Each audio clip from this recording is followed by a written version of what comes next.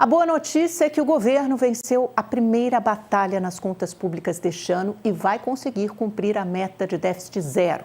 A má notícia é que só vai conseguir porque vive de receitas extraordinárias para fechar o caixa.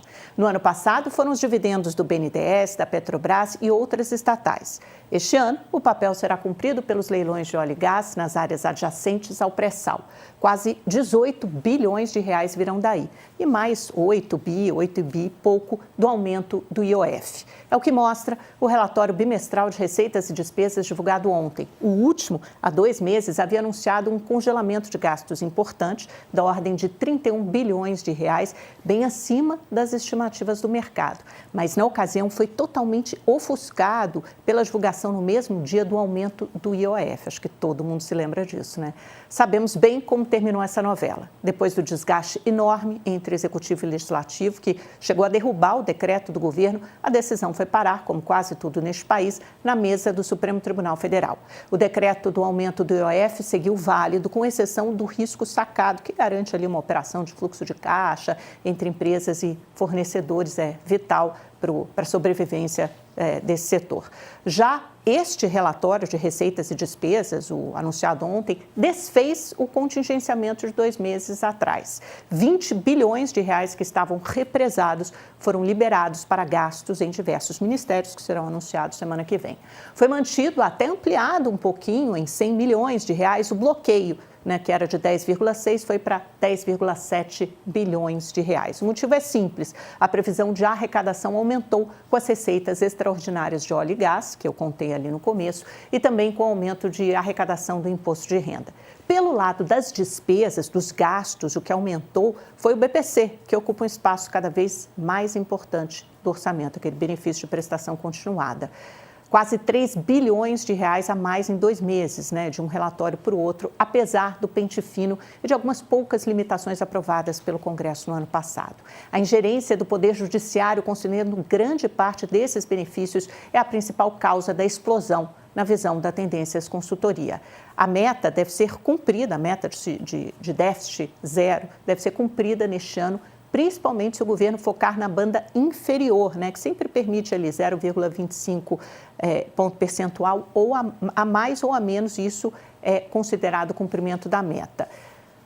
Mas, para o ano que vem, está muito complicado na visão da Tendências. Nada no relatório indica uma melhora estrutural, nem por parte das receitas, nem por parte das despesas. Ainda há muitas questões em aberto, principalmente a partir de 2027, quando os precatórios voltam a ser totalmente contabilizados dentro da meta. A LCA for Intelligence faz a mesma leitura. Cumpre-se a meta neste ano, mas no ano que vem fica muito mais difícil. Vamos mostrar um pouquinho desse relatório agora para vocês. Aqui eu separei algumas das telas para ficar mais fácil esse entendimento. Primeiro, alguns dos parâmetros gerais com os quais trabalha o Ministério do Planejamento, o Ministério da Fazenda. Olha, o PIB, a avaliação no primeiro relatório, do segundo bimestre de 2025, é que o PIB desse ano seria de 2,38%, agora já aumentou para 2,54%, não sei, porque é o que tudo indica, vem tarifaço do Trump, isso pode ser revisto novamente. O IPCA, que é a projeção de inflação, assim, reduziu muito pouco na margem de 5,04% para 4,94%, o câmbio de 5,81 para R$ 5,70. Essas são as projeções do relatório. Na próxima página, a gente tem as receitas, para vocês entenderem por que eles conseguiram desfazer esse contingenciamento. Eles tinham contingenciado, ou seja, represado, congelado mesmo, 20 bilhões de reais. Agora eles disseram, não, a gente pode voltar a gastar esses 20 bilhões de reais, porque houve uma alta considerável das receitas, está na primeira linha, quando tem essa diferença aqui no finalzinho, 25 bilhões de reais a mais. Isso vem principalmente do que exploração de recursos naturais, que é 1, 2, 3, 4, a quinta linha, que fica ali 17,9 bi, quase 18 bi virão dessa conta dos campos ali adjacentes, vizinhos do pré-sal. E na próxima página temos as despesas, porque a gente sempre olha o orçamento, do ponto de vista das receitas, do ponto de vista das despesas. E as despesas, o que mais cresceu foi ali, na quinta ou sexta linha, benefício de prestação continuada, quase 3 bilhões de reais. É isso.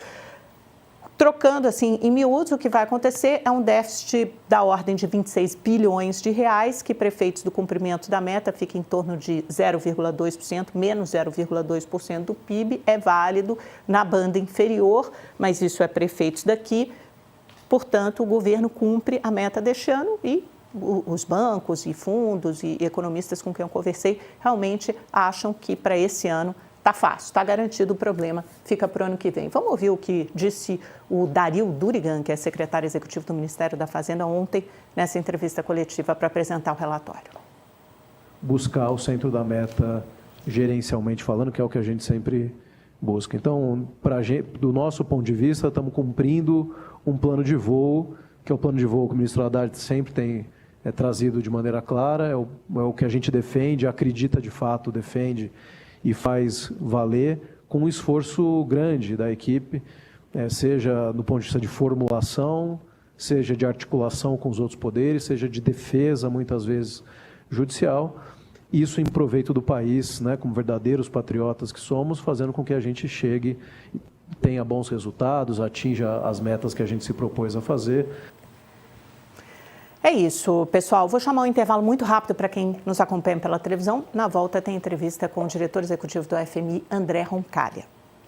E quem continua conosco no YouTube, vamos passar em revista as bolsas, as negociações de hoje. Olha Tóquio. O que aconteceu? 3,6% de alta. Tá bom ali para o Japão. Sabe por quê? Porque eles anunciaram ontem o fechamento de um acordo comercial com os Estados Unidos. Estava enguiçado, demorou, mas ontem o Trump postou nas redes sociais. Eles terão uma tarifa de 15%, então a primeira rodada foi estabelecido 25% para o Japão, reduziram para 15%. Isso vale para automóveis também, que é uma das principais indústrias de exportações dos japoneses para os Estados Unidos. Está todo mundo rindo à toa, os automobilistas, todas as empresas automobilísticas, montadoras, ações subindo muito no Japão. E qual é a troca disso? O governo americano anunciou que os japoneses vão investir mais de 500 bilhões de dólares nos Estados Unidos. Grande parte desse lucro, dessa receita, ficará no país, nos Estados Unidos, no caso, e também vão fazer parte de uma joint venture para construir uma empresa ali, explorar o gás liquefeito no Alasca, Japão, Estados Unidos, toda a Ásia no azul. Passando para a próxima tela, Europa aqui não conseguiu, está todo mundo feliz, mas ninguém conseguiu ainda fechar o acordo com a União Europeia. A União Europeia é um dos países que está na lista de espera, está tendo dificuldades, prepara ali algumas retaliações caso não feche o acordo, mas Paris subindo bastante, 1,5%, Londres 0,53% e Frankfurt e Madrid muito próximos a 1%. Nova York também tudo no azul, a maioria, né, com exceção da Nasdaq, vários balanços, além dos acordos comerciais. Então, ontem teve Japão, anunciada a tarifa de 15% para o Japão, Indonésia e Filipinas, 19%. Então, 3 acordos anunciados. Quem que falta ainda? Até fiz uma listinha dos grandes, né? Canadá. O Mark Carney, primeiro-ministro, disse que as negociações estão difíceis, mas seguem, ele não vai desistir. União Europeia, ainda temos esse impasse, né? Os Estados Unidos pedem cada vez mais coisas da União Europeia, a União Europeia não sabe se vai entregar, prepara ali uma lista de retaliações. Quem está na fila, Índia, Coreia do Sul e, claro, nós, Brasil, ainda não há nenhuma indicação de que essas negociações tenham avançado e todo mundo. Acho que tanto os setores quanto o governo, assim, começa a cair a ficha e trabalhar com o pior cenário possível, aquele worst case scenario no economês, que é a entrada em vigor da tarifa da sobretaxa de 50% a partir do dia 1º de agosto. Tem muitos balanços sendo divulgados também nos Estados Unidos. Ontem, por exemplo, a GM divulgou um balanço e, apesar das vendas de carros terem aumentado nos Estados Unidos, ela teve que admitir que sofreu perdas de 1 bilhão e 100 milhões de dólares com as tarifas impostas por Trump. Então, veja que as tarifas impostas no mercado americano também prejudicam as principais montadoras americanas, a indústria americana, que é quem supostamente o Trump quer proteger. As ações da GM caíram, também teve Stellantis e hoje começam as Magnificent Seven, Nasdaq, hoje está todo mundo no azul, está subindo, começam Tesla e Alphabet, que é a controladora, a empresa mãe ali do Google, elas divulgam os balanços no fechamento do mercado. E passando agora rapidamente por Brasil, fechamento ontem, o pessoal da televisão voltou para acompanhar aqui o fechamento do Brasil de ontem, muito próximo à estabilidade, dólar a R$ 5,56 e Bovespa caiu 0,10 aos 134 mil pontos, né? Muito distante daquele recorde de 141 mil.